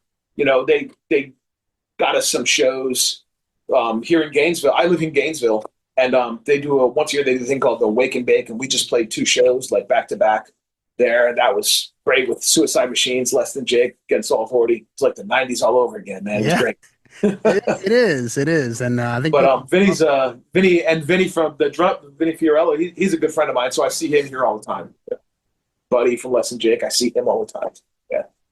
Did you guys play a lot of shows up in Gainesville in the 90s, early 2000s? We did. We used to play a place called the Covered Dish. We played the Civic Media Center. We played the Hardback and a place called the Atlantic. And man, we played all that. The more I started naming them off, the more I realized a lot of them. But yeah, then there was more. I can't even remember the names of the other places that we played. Do you have any recollection of some of the different bands you were playing some of those shows with, or what was the scene like in Gainesville? The scene here was always great. Like, I mean, I always looked up to like the Berkeley scene and what was going on over there with Lookout and Gilman Street. And, I tried to open up we were going to open up a club in Miami that was kind of centered like, kind of towards the same thing that what Gilman Street was doing, membership base, because we thought that that would help keep out all the fights. Because like I had said, there was so much violence. A great way to do it, like Gilman did, is you had to be a member, and you could have your membership revoked. If you're in there causing problems and starting fights, if that's your agenda for going to a show, then you can't come in. Your membership revoked. So we tried doing stuff like that, and I just kind of I liked what Lookout was doing, really boosting the scene. And then when you came up to Gainesville, there were so many bands. There was a lot of bands, and they had no idea. And the No Idea Records just had everything that they were putting out. Less Than Jake was from here, or is from here, and there were just all these bands. Every time we came to play here, Radon, I was a big fan of Radon, because one of my favorite local bands was Chocolate Grasshopper.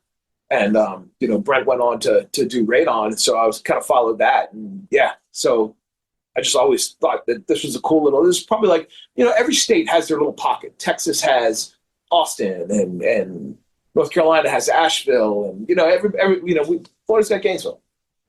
A little sidebar on Chocolate Grasshopper. I know when you were sharing with me some of your stubs, you had one from Chocolate Grasshopper at the Cameo. Yeah. What was that show like from what you can remember? Man, I just, I got their demo tape early. My ex-girlfriend was dating Brent, the guitarist. And so I got the demo tape early, and I fell in love with the songs. And I went to all the shows. I was a big Chocolate Grasshopper fan. And to this day, that's probably my favorite Miami band ever, Chocolate Grasshopper. You're not the first one to mention that.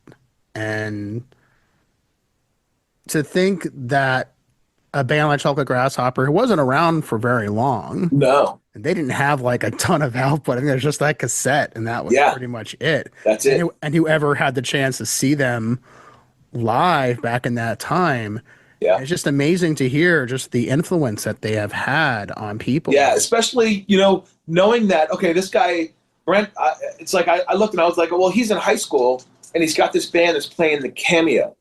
It made it something accessible for me. I was like, well, why can't I do that? I should be able to do that too. I completely agree. It may have even made things more real for people. I don't know who are going to say, well, I can do that. I want to do that. Yeah. There's another really neat flyer that you shared with me where Chocolate Grasshopper is not on this one, but there are a lot of bands from that same era that are on this flyer. And were you at that show? Yes. And that's Quit's very first show. Wow. In fact, I found that flyer the other day, and I sent it to Andre, the drummer, and he said that's where it all started. That's the first one.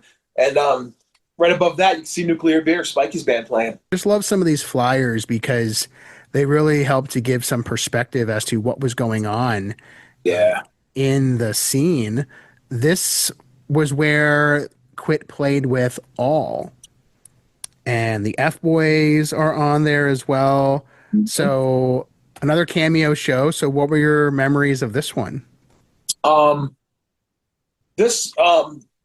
man, we were such big fans of All, and when we saw the flyer with Quit on it, we just got super excited for this.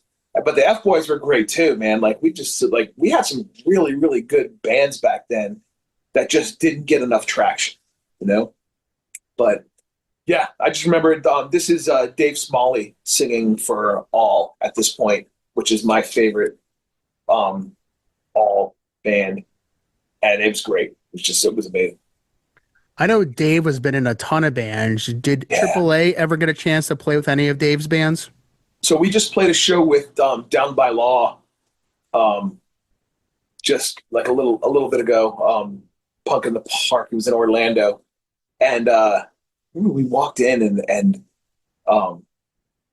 they had a dressing room. We all shared this common area, and they had curtains up in everybody's dressing rooms, And we were all like, "Oh man, Dave Smalley, how cool that is right there, And it wasn't, but 30 minutes later, that he came to our dressing room. He was talking to Joe and telling Joe, he's like, "Oh man, I really like your band. I'm a big fan of the band. So that's like to us, we were just like, what? You know, it's crazy. Those are those moments that are hard to put into words sometimes. Yeah. People that you grew up seeing and being a huge fan of, and he tells you, I'm a fan of your band, which Yeah. Yeah. he's got good taste. So I did actually find one of the flyers from one of the shows where Chocolate Grasshopper did play, and it was where they opened for Blast at the Cameo with Yeah. Foie as well. So talk about memories of that show. So this was great. This is right back in the skate punk days also. Um, we had this is Chocolate Grasshopper and Foie, but we had right behind the Cameo, there were all these hotels that had closed down. And Miami Beach wasn't like a place anymore where you would go to vacation. It was a wasteland, you know. All the hotels there were in disrepair. All of the pools they either had stagnant water in them or they were totally drained and cracked. And right behind the Cameo, right where we would park, there was I think the name of the hotel was the Sands. And we used to go we'd go skateboarding there because we drained the pool. And I remember seeing the singer for Powerhouse. Like we were skating the pool and we were just having trouble going around the pool because it had a big puddle in there and there was a big crack. I just remember the singer for Powerhouse came out and just did a frontside grind or something across the front of the deep wall of the pool. And it was funny because everybody else was just barely trying to make it around the bottom of the pool. And here he came flying out. And we're like, dude, that's the guy from Powerhouse, you know? It's cool. It's cool stories, man.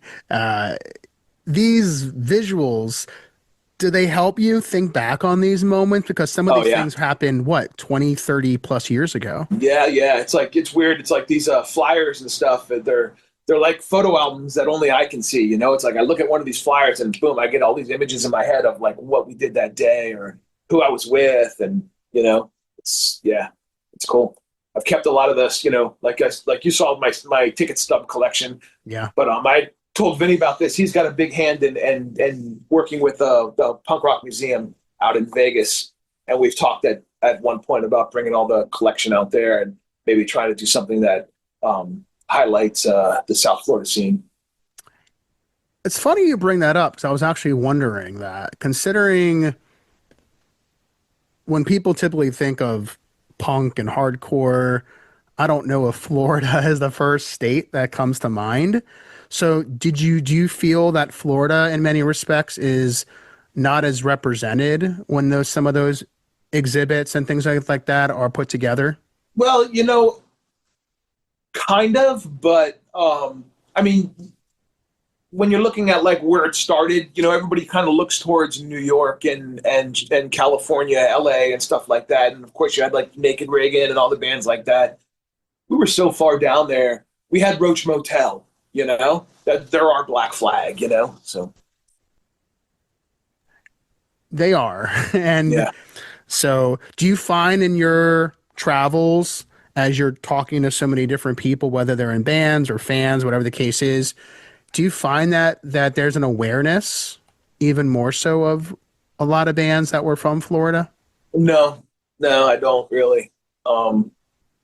People would, especially when we first started touring, I remember people would just freak out that we were coming from so far. In fact, I mean, we were always the southernmost punk rock band in the continental United States. That's what we used to put on our flyers sometimes too, because we were down in, you know, Princeton, Homestead. That was it, man. There wasn't anybody. I knew all the punk rockers. I went to the southernmost, you know, high school, South Dade. That was the one that was down there, South Dade and Homestead High. South Dade had the punk rockers. You know, I knew everybody.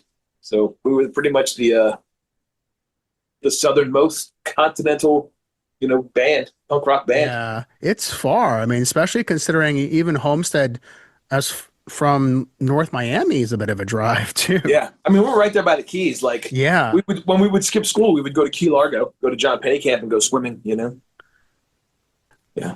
I want to just quickly bring up the fact that you guys really almost all your full length records were put out on Hopeless Mm-hmm. Records. And that was one of the first times I heard your music was one of the original Hopelessly Devoted compilations that came Yeah. out. It was like maybe $4 to Yeah. buy that CD. So how's that relationship been, considering that you're still a lot of the music was put out by Hopeless? Yeah. I mean, like on our very first tour, Lewis Posen came out to our show with Darren.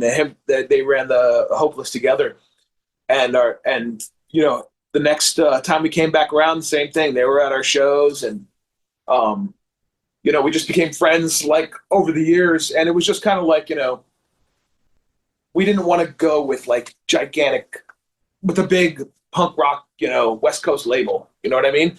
But then again, we were on Far Out Records at the time, and we would go to record store. The way that our records got distribution was for us to travel and bring them to record stores. We would go on tour, and this was one of the problems. Is like we would go on tour, and we would bring cases and cases of records in our trailer. Then a lot of them would get warped, in the sun, because we were driving through the Mojave Desert, Death Valley. But we would go to the record stores and in each town, because that's how Book Your Own Fucking Life helped us. Because you could just be, I'm in Austin. Like, what record stores are here? We would just go to all the different record stores and sell them records. And the very first thing that they would say was, "We've been trying to get this record for months. Like, we don't know where to get it from. We don't know how to get it. We've written everybody. We've written Far Out Records." And little did they know Tim was with us. Like he was trying to sell them. And so he didn't have distribution, and he wasn't doing didn't seem like he was out there searching, trying to get it. And it's one thing for a band to put a record out and no one buys it, but it's another thing for a band to put a record out and you go into a record stores and no one can get it. And then the record store's like, everybody's asking for this, everybody wants this, nobody can get it. So that was like the eye-opening thing for me. I was just like, we have to make sure that, we have all these records. You're just sitting in this trailer, it's like, we got to be able to get to the record somebody. And Hopeless had great distribution. So that's why we went with them. We wanted to go with someone that we knew, because we always did that. We always worked with people that we knew. And that's where we went. I know growing up, I would find a lot of your records at Uncle Sam's in both Lauderhill, Pompano, and Miami. Was that a place that you guys would also play shows and go to? Oh, yeah. Yeah, we'd play a show at Uncle Sam's on the beach. And, yeah, and whenever we would go into town, that's what we would do. We would just bring our records and, stop at the record store, make sure that they had some. As far as the hits go for AAA, the songs that you feel really get the crowd energized and those pits starting to circle, what songs come to mind? I'll Fall Down for sure. And then Silence is Golden, but Duct Tape is Silver is probably a really good crowd favorite. And that's kind of cool because that's on one of the later albums, and Walking Revolution, some of Hard as Fuck, some of the older stuff, Yeah. Yeah. Hard as Fuck is from the Less Than Jake split, if I'm not. That's right. Yeah. We did Hard as Fuck and Centerfold, and they did a song and Hungry Like the Wolf. It's like we both did 80s bands, like a cover of an 80s band thing. How'd you guys decide on the Jay Giles cover? That was a song that my sister and I loved when we were kids. Like, I remember being like, I don't know when that came out, in like 82 or something, but I remember being like a kid and like, it was just super poppy. And it was on the radio on my way to practice. And I was like, hey, that's a horn line. And I brought it to that. Everybody, we thought it was funny and we did it. And then I think we played it live and Less Than Jake heard it and they were like, oh, we were talking about doing Hungry Like the Wolf. Like, let's do a split. So we're like, yeah, let's do it. It's cool. It's perfect.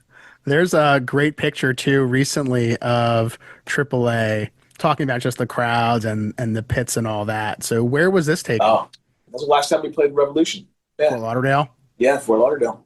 Now, Revolution prior to that was the Chili Pepper, and then it was the Edge, and you guys played the Edge. Played the Edge, yeah. I saw a lot of bands at the Edge. I think Fugazi and Bad Religion, saw a bunch of bands. Social Distortion. The Edge was a big deal back then. What do you think the differences are for a AAA show back then at the Edge versus a show like this at Revolution? Um, I don't know. It's about the same. I mean, we had shows before where we would play. We played a show one time. It was the Fiesta de Punk Rock, and we play. It was outside, and I remember being on stage and playing, and there was a big pit in front of the stage. But then I looked outside on the street. I could look over the gate, and there was actually a pit in the middle of the street because of the people that couldn't get in. Yeah. So yeah. I mean, it's fun. It's Fort Lauderdale's always had a great scene. Yeah, we're actually playing there again next month. We're playing on the 30th, August 30th. We're playing there. The 29th, we're playing in Tampa at the Orpheum, and then on the 30th, we're playing there. Do you kind of look at that as like a homecoming type show? Yes, definitely, 100%. I saw all my friends and old bands come out, and it's great. It's great. And then Spiky always ends up doing like for that show there. That show was so hot, the air conditioning was broken at the time. So I mean, it was like one of the hottest shows we've ever played. And then right after Spiky got off the stage, he went right next door to the poorhouse and played a Radio Baghdad or Shaker set, or maybe both. I don't even know. He might have played. He was just nonstop. But I was kind of worried for him. I was like, dude, like I don't know, man. Like I don't know if you're gonna make it. Get some oxygen for you. Yeah, that's pretty intense to go from one to the other the same night. There's another great picture I wanted to share real quick here, Danny, of the most current lineup of AAA. So that's Marshall over on the left. He's our trumpet player. And that's Emily. They're on the right there. And they play tenor sax and baritone sometimes too. But they play with Jer and, I mean, with so many bands. Like, they're always out on tour doing stuff. Yeah. That's a road dog right there. Yeah. Is there any talk about you guys recording new music? Yes, yeah. We've been writing lots of stuff. You know, we just got to get into the studio and get it recorded. But it's hard. You know, Spiky lives in Fort Wayne, Indiana, and Joe lives in Miami, and I live here in Gainesville. Right. So we practice every week. In fact, we practice today at 5. Like we have an app called Jam Kazam where it's kind of like Zoom, but it's for musicians. They've dealt with the latency. We all just put on headphones at 5 o'clock. We all sign on and make our own little private room and hang out, talk, and play music together. It's fun. Yeah. I imagine that's changed things a lot, just being able to connect in that way without having to physically be in the same room. So when you're not touring, when you're not recording music, what do you typically do? How do you typically spend your time? So I've been running a venue here in Gainesville for the past 18 years called Lightning Salvage. And when people hear that I'm running a venue, they're like, "Oh, book my band." But it's kind of like attached to like a Gainesville institution, pizza restaurant, gift shop. It's a big art project where I work, and we have live music there 5 nights a week. So I run the sound, book the bands. I'm the manager of the building. You know, take care of all that stuff. But it's more family friendly stuff. So it's a lot of, you know, we do jazz and bluegrass and, you know, stuff that I really wouldn't listen to driving around in my car, but I love it when it's live, like see the live musicians play it, you know? But yeah, that's what I do here. And then I also, I got a local band here in Gainesville too, that I play with. So. What's the name of that band? The Volterra Dragons. Yeah. We're kind of like just old school melodic skate punk, you know? We talk about, you know, a lot of songs deal with, you know, old school skating and, you know, old, you know, B movies and, you know, try to put a little humor into it, but I just can't seem to write a song without putting a little something in there, little jab. Right. So, I mean, you've done that for so long. You know? Yeah. So comes natural. And you got a whole archive of skateboards you've collected too, right? I've got so many that I don't even like to speak about it out loud because my wife gets mad, but, but yeah, I've probably, you know, I started collecting, you know what, I'll tell you what, the very first tour that we went on with Brad, we all brought our skateboards and Brad didn't bring his skateboard. Brad was the GM, certified GM mechanic that ended up driving on that green bus. But he was so upset that he didn't bring his skateboard. And then we happened to go into a thrift store, and he bought this old Sims Lester that had like stage 2 independent trucks and Sims snake wheels. Like he old board. And he was like, he bought it for like $3. And when he brought it out and I saw it, I was like, whoa, that's the coolest thing I've ever seen. It was big, and it was an old pig. And he was embarrassed. He was like, oh, it's $3, but I just want something to ride on. And I'm like, dude, that thing's cool. Like, whatever. And it just kind of like got me thinking, like, man, for $3, you could have like an old Sims like Lester, And I started keeping my eye out and started buying like decks that I used to have when I was a kid just to hang on my wall. And that started like that. And back in early eBay, people were just trying to get rid of like their kids' stuff that was in the closet. So I bought all kinds of like decks, complete Walker Nightmares and just stuff that, is insane price now, but I would get them cheap back then. But as soon as after the Lords of Dogtown movie and Dogtown Z-Boys documentary came out, everybody got nostalgic for that. And then you go on eBay now and look at those prices, like those Walker Nightmares are $5,000. Yeah. And you're still actively buying skateboards? I try not to, but yeah. It's a trick question.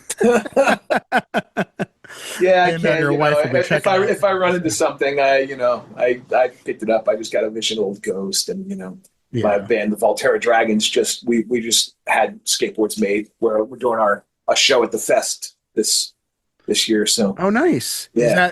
Is that one of the same fests that AAA is playing too? No, AAA's not doing the fest this year. Okay. This is the fest in Gainesville. So yeah, AAA's not going to do the fest this year. I think we're doing it next year. The Volterra Dragons are playing at Lucy's, I think at like 4:30. But that'll be fun. It's going to be fun. I'm sure it's a nice. AAA's played the fest like a few times. We just didn't want to be one of the bands that play it every single year. So last time we played, we did our AAA set, and then the next night we did a Devo set, all Devo songs, and that was the last show of the fest. It's like we closed out the fest. But we had fun. That was fun because Spikey and Joe, like we're big fans. I have every Devo album on vinyl, and we're big fans. And we were like, yeah, let's. They asked if do you want to do a cover set? And we were like, well, who would we do? And I think Spike showed. He had a picture of him when he was like 10 years old, 11 years old. And he's got a Devo hat on, and he's cooking a frozen pizza. And I was like, dude, once we're doing the Devo set, we kind of thought it would be easy. We're like, oh, how hard can that be? Whip it, it's gonna be easy. Man, those were some weird songs, man. Yeah. Very complicated, like the song structures to remember. No, we do this verse, we do this like 3 times, and then the next time it comes around, it's 5 times, and then at the end of the song, it's 11.5 times. It's like you have to. There's a lot of counting, a lot of like memory, but it's fun. It was fun. I miss it. Like we spent a good 6 months playing those songs, and then we played the show. And then that was it. Like we don't play the songs anymore, and we're like, man, we miss a song. So we pulled out a Devo song, the other Uncontrollable Urge, when we just did a show in DC. Yeah, that's a great song. Yeah, and we always try to pull a cover out. We've done we always try to throw something in there. Like the last time we played Revolution, we actually did a Crumb song and we did a Belltone song at the very end of the set. That's cool. Yeah. When you were doing the Devo, when you did that, did you guys dress in costumes or no? No, we didn't dress in costumes, but a bunch of people showed up with the Devo hats. Nice. And that was cool. But we actually had a friend of mine plays keyboards. He was in Plan A Project, band that my label Records of Rebellion put out back in the day. He's the bass player for a band called the Ratchets, but he plays the keys, and he came all the way to Gainesville so we can just do the Devo set with us. It was really fun. Very cool. Well, it's so amazing to hear so many of these stories. I know we talked quite a bit at length at the early beginnings of yourself, Danny, and the journey that you've taken and still on. It's not ending anytime soon. So, and just great to hear how active you still are now in the Gainesville scene and what you're doing there. So, just thank you. It's been an honor having you on. Thank you. So as you get ready to close things out, I would like to give you the last word. Any final thoughts you'd like to share to the folks out there? The floor is yours to take us home. Oh, wow. Okay. Yeah. For me, this scene has always been about having a sense of community and also a place for the marginalized people to go. So we're in a time now where the marginalized people are being attacked, and we just want to put that out there. You know, like the band wants to put that out there. We've always had an anti-racist message, anti-sexist. We are anti-homophobic. We are anti-transphobic. Like, you know, we should all be able to get along. Who cares what people do? Who cares where people come from? We're all, you know, immigrants are not your enemy. You know, we're all in here together. We're all in this together. This is a great big world. We can all live here. We can all get along. And, you know, sometimes just, you know, look past yourself. You know, look at other, take into consideration what someone else is feeling or what they've gone through. We're all immigrants here.